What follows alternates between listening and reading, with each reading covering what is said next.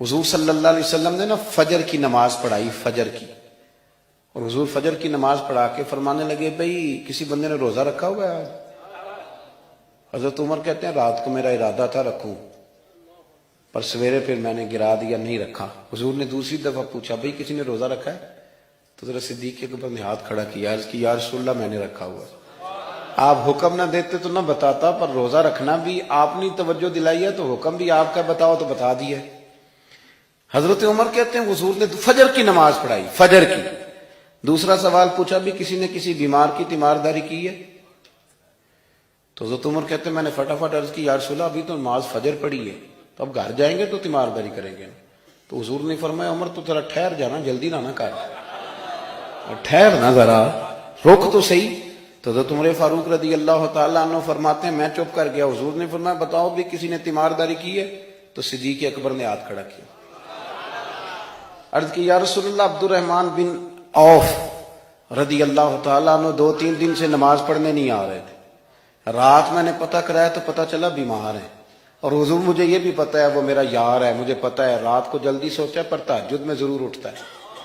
تو حضور میں بھی ذرا فجر کا وقت جلدی اٹھا ہوں تو فجر میں آنے سے پہلے عبد الرحمن ابن عوف کی تیمارداری کر کے آیا ہوں۔ حضرت عمر کہتے ہیں میں نہ ہلکا ہلکا ڈھیلا پڑ گیا۔ حضور نے تیسرا سوال پوچھا، فرمایا کسی نے کسی مسکین کو کھانا کھلایا؟ کھانا کھلایا کسی مسکین کو؟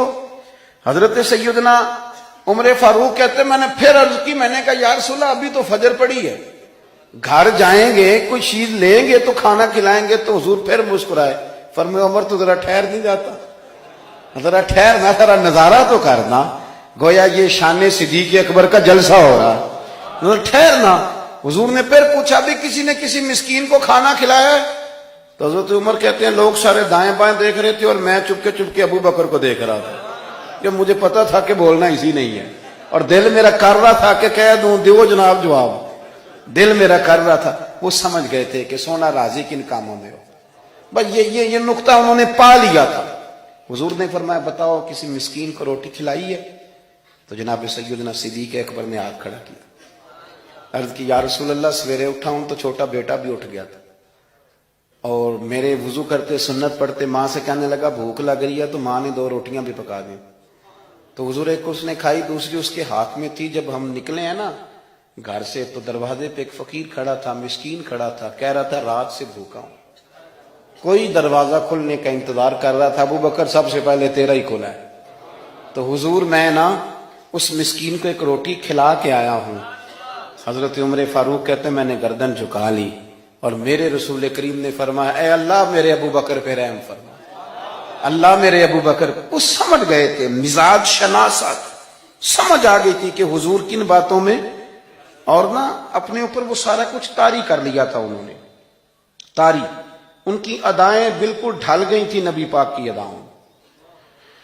3 دن وہ غار ثور میں رہے تو ہمارے صوفیاء فرماتے ہیں کہ ان پر تجلیاں بھی پڑی محبوب کی معرفت کی۔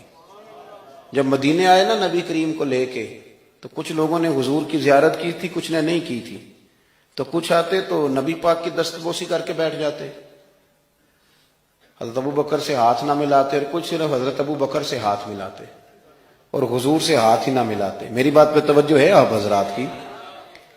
تو کچھ لوگوں کو نا شبہ ہونے لگا، وہ معاذ اللہ سمجھنے لگے کہ شاید یہی اللہ کے رسول ہے۔ حضرت صدیق اکبر یہ کیوں شبہ ہوا؟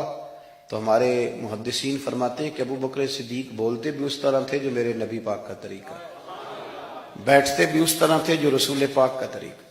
کہتے ہیں انہوں نے امامہ باندھا ہوا تھا تو جو امامے کا پیچ حضور کا ڈھیلا رہ گیا تھا ان کا بھی ڈھیلا رہ گیا تھا، اس طرح اپنے آپ کو مزاج میں ڈھالا تھا، تو من شدی من تو شدم، میں اس طرح ڈھالا تھا مزاج میں، اس طرح کہ کوئی فرق ہی نہیں نظر آتا تھا۔ وہ کہتے ہیں جب حضرت ابو بکر صدیق نے دیکھا نا کہ لوگوں کو تو شک ہو رہا ہے، کوئی میرے ساتھ ہاتھ ملا کے بیٹھ جاتے، تو حضرت صدیق اکبر نے کہا کوئی ایسا کام کرنا چاہیے کہ پتہ چلے آقا کون ہے غلام کون ہے۔ اٹھے، کندھوں پہ چادر تھی، وہ اتار کے نا تو حضور پہ سایہ کر دیا، لوگوں کو پتہ چل گیا کہ سایہ کرنے والا کوئی غلام ہے، اور جس پر سایہ کیا جا رہا ہے وہ آقا ہے۔ کیا خوبصورت نقطہ لکھا ہے مفسرین نے شارحین فرماتے ہیں تھوڑی دیر کے لیے، تھوڑی دیر کے لیے، تھوڑی دیر کے لیے حضرت ابوبکر صدیق نے حضور کے سر انور پر اپنی چادر کا سایہ کیا تھا۔ اللہ کے رسول نے احسان کا بدلہ یہ دیا، نیکی کا بدلہ یہ دیا کہ قیامت تک ان کی قبر پر اپنے گنبد کا سایہ فرما دیا، قیامت تک گنبد کا سایہ کر دیا۔